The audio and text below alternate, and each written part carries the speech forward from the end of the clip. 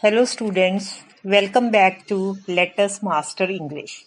Today in this video, we are going to study poem 3 of class 10 CBSE. The name of the poem is A Tiger in the Zoo, written by Leslie Norris. Let's get started.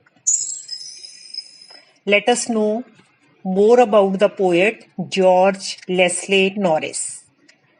George Leslie Norris was born in 1921 and died in 2006. He was a prize-winning Welsh poet and a short story writer. He is considered as most important Welsh writers of the post-war period, and his literary works have won many prizes. His famous works are Finding Gold, The Loud Window, Phoenix, Living, Poets Series, Ransoms, etc. Now students, I'll be explaining you the entire poem stanza wise. First, let's study stanza 1. He stalks in his vivid stripes the few steps of his cage, on pads of velvet quiet in his quiet reach. Now students, stalks means walks with slow, stiff strides. He stalks in his vivid stripes. Vivid means bright color. Now here he refers to the tiger. So what is the tiger doing? The tiger is bound in his cage. Stripes on his skin, which are clearly visible, are vibrant. He takes few steps of his cage. Inside the cage, the distance is very less, on pads of velvet quiet. Pads means paws of the tiger. So on his pads of velvet, he walks quietly within his cage. So the tiger doesn't seem to be happy to be in his unnatural abode. What is the natural abode of a tiger? It is dense forest. But here in this stanza, the poet shows that the tiger is inside the cage in a zoo, in his quiet rage. So now, quiet rage means restricted anger. The tiger is angry because it is bound in his cage. So the poet is not showing his anger. Without showing his anger, he walks around quietly in his cage. तो जो first stanza है इसमें poet tiger के बारे में बता रहा है कि उसके स्किन के ऊपर जो ब्राइट कलर्ड स्ट्राइप्स हैं और वो अपनी केज के अंदर कुछ स्टेप्स चलता है on pads of velvet. So here the tiger's paws are compared to velvet. So here the poet has used the poetic device metaphor. तो टाइगर ने अपने गुस्से को दबा के रखा हुआ है. Rage means anger. Now students, let us see the different poetic devices used in this stanza. First poetic device used is personification. The tiger is personified because the poet refers him as he. He हम persons के लिए use करते हैं, tiger के लिए हम it use करते हैं. But here the poet has used he for the tiger, so the poet has attributed the human quality to a tiger. So the poetic device used here is personification. Second poetic device, metaphor. Tiger's paws are compared with velvet, pads of velvet. So metaphor is used here. Comparison is made without the use of like or as. Next is enjambment. Sentence is continuing to the next line without any punctuation mark. Now, at the end of first line, there is no comma or full stop, no punctuation marks. So the first line rolls on to the second line. That is why we say poetic device enjambment is used. Poet has also made use of imagery. because poet tries to create an image about the tiger. He stalks in his vivid stripes the few steps of his cage. So when we read these lines, we create a mental picture. Next poetic device used is consonance, that is use of a consonant sound. Here in line number 1, stalks his stripes. So here the poet has used S sound, that is why consonance. And poet has also used assonance. Assonance means use of vowel sound. Here in his vivid stripes. So here use of vowel sound I is made by the poet. Now the next poetic device used here is oxymoron. Oxymoron means use of words opposite in meaning. So here poet has used quiet, rage, which are opposite in meaning. So that is why oxymoron is used here. Now let's move on to the next stanza. He should be lurking in shadow, sliding through long grass, near the water hole where plump deer pass. Lurking means to be hidden as to wait for your prey. अपने शिकार के इंतजार में छिपके खड़े होना. Now who should be lurking in shadow? The tiger. So here the tiger knows how to ambush his hunt. He doesn't attack by challenging his prey directly.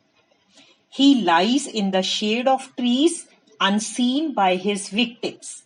Then he slides silently through the long grass before charging upon his hunt. So he reaches silently to the water hole where plump means fat or fleshy, healthy, where plump and well grown up deer come to drink water.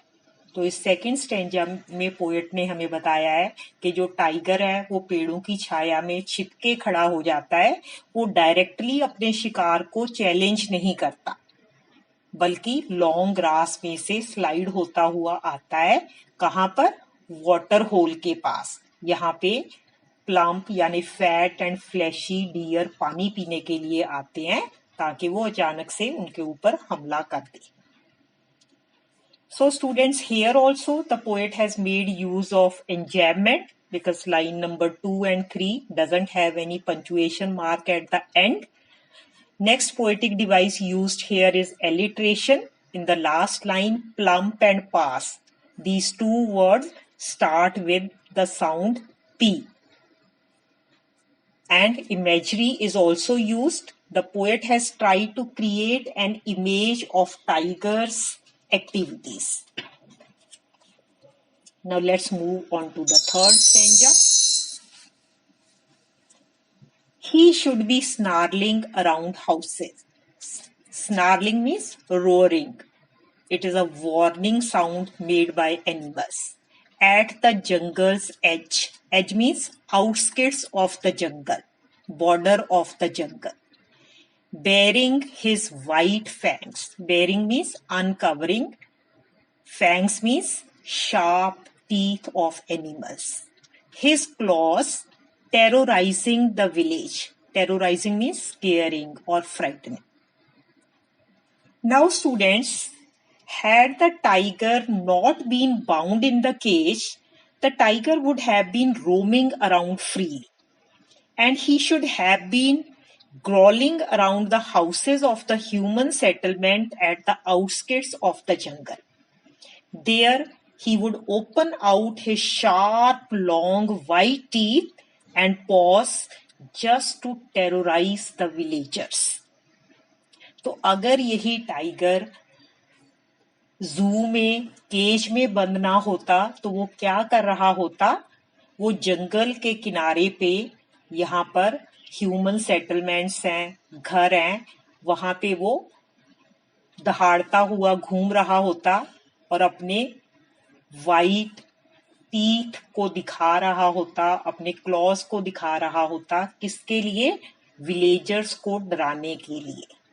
तो यहाँ पे poet ने comparison किया है कि जो cage में tiger है उसकी क्या हालत है, और अगर वो केज के बाहर होता, अपने नेचुरल अबोर्ड में होता, जंगल में होता, तो वो क्या कर रहा होता। Now students, here in this stanza too enjambment is used. Then poet has also used onomatopoeia. Onomatopoeia means using the words which denotes sound. So here snarling is a sound words, that is why poet has used onomatopoeia. Assonance is used here, use of vowel sound o, o and I. So here should, around, houses. Here the poet has made use of O sound, and bearing, his, white, his. So here poet has made use of I sound. So consonance is also used. Use of consonant sound S. His, fangs, his, claws. So in these 4 words, poet has made use of S sound. Let's move on to the next stanza. But he is locked in a concrete cell. Concrete means building made of bricks, cement, sand, and water. His strength behind bars, stalking the length of his cage, ignoring visitors. Now, unfortunately, the tiger is not left free in the jungle, but it is locked in a cage made up of cement and concrete in a zoo. His unbound strength is caged behind the bars. Tiger is locked in the cage. He walks around arrogantly, proudly, ignoring his visitors. So, इस stanza में poet हमें बता रहा है कि जो tiger है वो जंगल में आजाद ना होकर जू के कंक्रीट यानी ईंटों और सीमेंट के बने हुए केज में लॉक्ड है। उसकी जो ताकत है वो सलाखों के पीछे बंद है, तो वो केज के अंदर ही मूव कर रहा है, बहुत प्राउड मैनर में वॉक कर रहा है, और जो विजिटर्स उसको देखने के लिए आते हैं उनकी तरफ बिल्कुल भी कोई अटेंशन पे नहीं करता। So here also the poet has made use of many literary devices. Number 1, personification, because he is used for the tiger. Next is assonance, use of vowel sound E. He, logged, concrete, cell. So in 4 words, poet has used sound E. Consonance is also used, that is use of consonant sound S. His, strength, bars. So here S is used, and poet has also made use of alliteration poetic device, concrete cell. So these 2 words start with the letter C. In second line, behind bars. Here behind and bars, these 2 words start with the letter B. So students, I hope this stanza is clear. Let's move further. He hears the last voice at night, the patrolling cars. Patrolling means to guard or to visit, the police vans on duty, and stares with his brilliant eyes at the brilliant stars. Now students, at night, this caged tiger hears the last voices of the patrolling cars. Being locked in the cage, he looks towards the sky. He goes on staring the brilliant stars, the twinkling stars that are shining freely in the sky, like his brilliant eyes. With his brilliant eyes, he is looking at the stars. So, the tiger keeps staring at the beautiful stars shining brightly in the night, which for him represent the free world of nature. Let's discuss the poetic devices used here. Enjambment is used here. Line number 3 rolls on to line number 4 without use of any punctuation mark. Then alliteration is also used here. Use of sound H, he hears in first line. Assonance is used. Use of I sound with his brilliant. So here poet has used I in 3 words. Now let us discuss the rhyme scheme of this poem.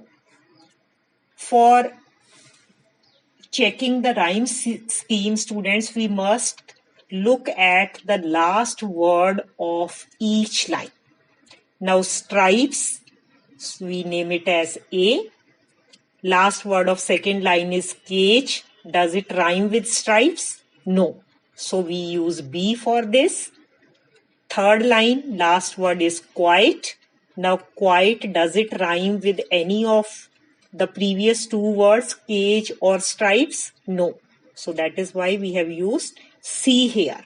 Now fourth line, last word is rage, which rhymes with cage. So that is why we name it as B. So the rhyme scheme of this stanza is A, B, C, B. The rhyme scheme of first 4 stanzas is A, B, C, B, and the last stanza is A, B, C, D. Now students, let us discuss the theme of this poem. The poet tries to depict the mental condition of a caged tiger. He compares the life of a tiger in the zoo with its life in its natural habitat, that is, the dense forest. The poet conveys an important message that the wild animals should be left in their natural habitat. In the poem, he heightens the contrast between freedom and captivity. He shows us how love for freedom is the natural instinct of every living being. Students, thank you very much for watching this video, and if you have any doubts, you can ask in the comment section, and please subscribe to my channel, and if you like this video, kindly hit the thumbs up button. Thank you very much.